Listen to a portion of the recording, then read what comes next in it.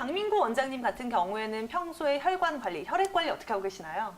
네, 사실 혈액 관리를 따로 하기란 참 어렵습니다. 왜냐하면 혈액이 뭐고 혈관 건강이 뭐고 이런 거에 대해서 각자 찾아보고 이렇게 관리하기가 상당히 어렵거든요. 하지만 단순하게 생각하셨을 때 건강 관리를 챙기는 것이 이 혈액 관리를 혈관 관리를 챙기는 것도 마찬가지입니다. 이 미국에서 NBA 농구하는 이 운동선수들 보면 제가 요새 가끔 즐겨 보는데 이 운동선수들이 굉장히 친숙한 마크들이 한 번씩 있어요. 흑인 선수들인데 이 팔이나 등 같은 데에 우리 부항 자국이 많이 있습니다. 요즘에 이제 미국에서의 이 스포츠 스타들에게 우리나라 한의원에서 많이 하는 이 부항요법이 굉장히 화제가 되고 있는데 이 부항요법도 습부항이라고 해서 이렇게 사열, 피를 헌혈하는 것이 아니라 나쁜 피, 아픈 부위의 피를 이렇게 뽑아내면요. 통증을 느끼게끔 하고 염증을 유발하는 물질들을 갖고 있는 혈액이 뽑혀나가고 그 부위에 이제 새롭고 신선한 혈액들이 공급이 되면서 통증도 줄어들고 좀 운동 기능도 활성화되는 그런 효과를 얻을 수가 있거든요. 그렇기 때문에 좀 뻐근하거나 내가 요새 몸이 좀 찌뿌둥하거나 아프거나 하신 분들은 한의원에서 부항요법을 적용해 보시는 것도 좋을 것 같습니다. 혈액이 탁해지는 원인들을 먼저 짚어보면 좋을 것 같은데 혈액이 탁해지는 원인들 어떤 것들이 있을까요? 네, 혈액이 탁해지는 것은 쉽게 말해서 두 가지의 종류로 볼 수 있는데요. 첫 번째는 혈액에 노폐물이 얼마나 함유가 되어 있느냐입니다. 우리 몸에서 흐르는 혈액이나 체액 같은 곳에서 이 노폐물을 걸러내는 역할을 하는 기관이 바로 신장인데요. 이 신장의 기능이 얼마만큼 잘 유지되고 있느냐를 혈액 검사를 했을 때 이 혈액에서 노폐물 성분이 얼마만큼 검출이 되느냐 요걸로 보기 때문에 만약에 노폐물이 많다면 우리가 탁하다, 혈액이 탁하다라고 생각할 수가 있겠죠. 자, 그리고 두 번째는 뭐냐면 우리 어디 상처가 나거나 했을 때 피딱지가 생기잖아요. 그게 이제 혈액이 그 출혈을 막아주기 위해서 혈전이라고 하는 이 피떡을 만들어주는 건데 이 피떡을 만들어주는 응고가 얼마만큼 잘 되느냐 이것도 피가 맑으냐 피가 탁하냐 그리고 혈액 건강이 좋느냐 나쁘냐 이것들을 평가하는 또 한 가지의 기준이 되기도 합니다. 강민구 원장님, 이 밖에 또 어떤 점을 기억하면 좋을까요? 네, 제가 이 혈액순환의 중요성에 대해서 한 가지 질환을 통해 비유를 해서 설명을 드릴 건데요. 수족냉증이라는 질환 많이들 보셨을 겁니다. 특히 그쵸. 이제 창백하고 또 좀 몸이 여리고 약하신 여성분들에게서 많이 나타나는데 손과 발이 찬 그 질환이 바로 수족냉증이거든요. 근데 왜 하필이면 손과 발이 차지? 뭐 목이나 등이나 아니면은 종아리가 차다는 얘기는 잘 없는데 왜 손과 발이 찰까? 보시면 이 혈액을 내뿜어내는 심장으로부터 가장 멀리 있는 쪽이 손과 발입니다. 또 배나 이렇게 몸의 중심부와 가까운 부분은 지방 같은 것들이 두툼하게 쌓여 있어서 열이 밖으로 손실되는 것을 막아주는데 이 손과 발은 보시면 얼마나 얇아요. 그렇기 때문에 이 손과 발로 열을 공급해 줄 수 있는 방법이 바로 이 말초의 혈액순환밖에 없습니다. 그만큼 혈액순환이 중요한데 이 혈액순환이 잘 이루어지지 않으면 손과 발이 시리기도 하고 또 손과 발에서 저리거나 아니면 이상 감각이 나타날 수도 있거든요. 오늘 저희 다른 원장님들이 좋은 얘기 많이 해주셨죠. 이 혈액의 건강을 지키기 위해서 음식도 잘 지켜서 먹어야 되고 운동도 잘 해야 되고 흡연도 조심해야 한다는 얘기 잘 했으니까 이 부분들 다 참고하셔서 건강한 혈액 관리 잘 해보시길 바랍니다. 이렇게 기관지염과 관련된 치료와 연구들도 현재 잘 이루어지고 있나요? 네, 우리 앞서서 원장님들이 이 기관지염이나 아니면은 이런 기관지 증상에 한약 치료가 얼마나 효과적인지 다 말씀을 해주셨는데 이것과 관련된 실험 논문을 제가 하나 소개를 해드리려고 합니다. 300명의 천식 또는 기관지 증상을 가지고 있는 환자들에게 한약과 그 위약을 주고 어떤 약을 먹는지는 모르는 상태에서 실험을 했을 때 환자들은 본인이 먹는 게 무슨 약인지도 모르고 먹거든요.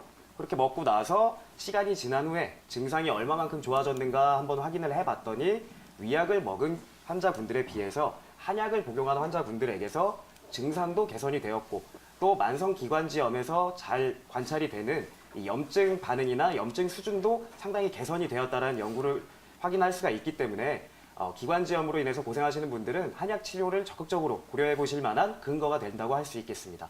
네, 이런 다양한 연구들도 실행되고 있다는 점 잘 기억하시면 좋을 것 같은데요. 강민구 원장님, 기관지염의 원인 중에서 스트레스와 같은 정신과적 역할도 좀 원인이 될 수 있나요? 네, 이 기관지염을 발생시킨다고 보긴 좀 어렵지만 기관지염이 악화되거나 관리하기 어렵게 하는 데에는 스트레스가 굉장히 중요한 역할을 하는데요. 제가 이 증거를 거꾸로 생각해 볼 수 있는 한 가지 논문을 오늘 소개해 드리려고 합니다. 미국의 로빈 바바드 조니 박사님께서 연구하신 바에 의하면 미세먼지가 많이 있을 때 이 뇌신경계의 염증 수준을 증가시킨다라는 얘기가 있습니다. 이게 무슨 말이냐면 공기 상태가 안 좋아서 기관지의 건강이 안 좋아지게 되면 뇌의 염증 수준을 높인다고 하는데 이 뇌의 염증 수준이 높아진다는 건 스트레스 상황도 높이고 이 신경정신과적 질환이 발생할 수 있는 발생률도 높일 수가 있는 것이거든요. 그렇기 때문에 이 기관지염이 있으신 분들은 스트레스 관리를 잘 하셔야 되고 평상시에 스트레스가 많으신 분들은 기관지 건강을 위해서 미세먼지가 있는 날엔 마스크도 쓰시고 관리를 잘 해주셔야겠습니다.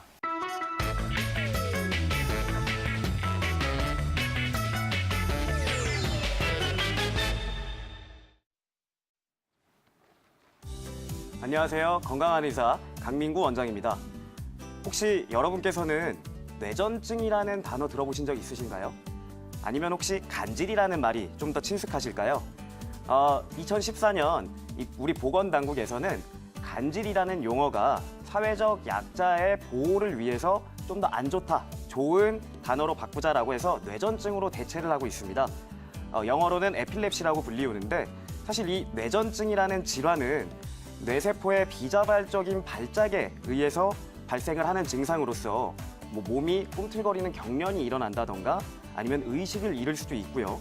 이런 여러 가지 증상들, 우리가 원하지 않았던 여러 가지 증상들이 발생할 수 있기 때문에 이 해외에서는 이 증상에 대해서 좀 더 예방이나 치료나 이런 부분들에 대해서 홍보를 하고 알리고 있는데 반해 국내에서는 이 뇌전증이라는 질환이 생소하고 멀기만 합니다.